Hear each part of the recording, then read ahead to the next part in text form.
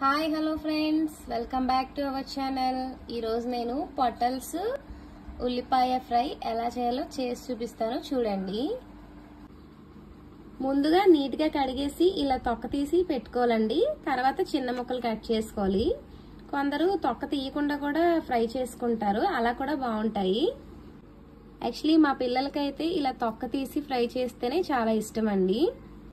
ముందుగా stove on చేసి కడాయి పెట్టుకొని ఒక 3 టేబుల్ స్పూన్ల ఆయిల్ వేసానండి. దాంట్లో ఇప్పుడు కొంచెం శనగపప్పు వేసేద్దాం. చూడండి, పొటల్స్ ఇలా చిన్న ముక్కలుగా తరిగి పెట్టాను, ఉల్లిపాయలు కూడా చిన్న ముక్కలుగా తరిగి పెట్టాను. శనగపప్పు వేగిపోయింది. ఇప్పుడు పొటల్స్ ముక్కలు వేసేద్దాం. ఇవి కొంచెం వేగాక అప్పుడు ఆనియన్స్ మిక్స్ చేద్దామండి. ఒకసారి కలుపుదాం. కలిపేసి మూత పెట్టేద్దాం. ఒకసారి ఒక 5 మినిట్స్ చాలు.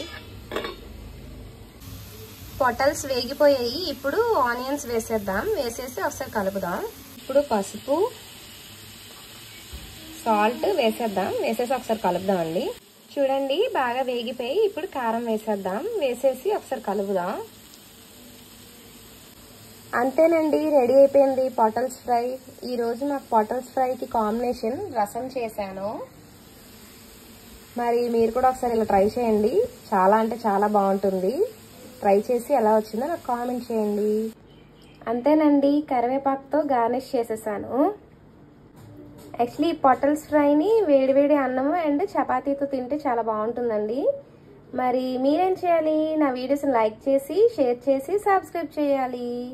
Thank you all. Have a nice day. Bye bye.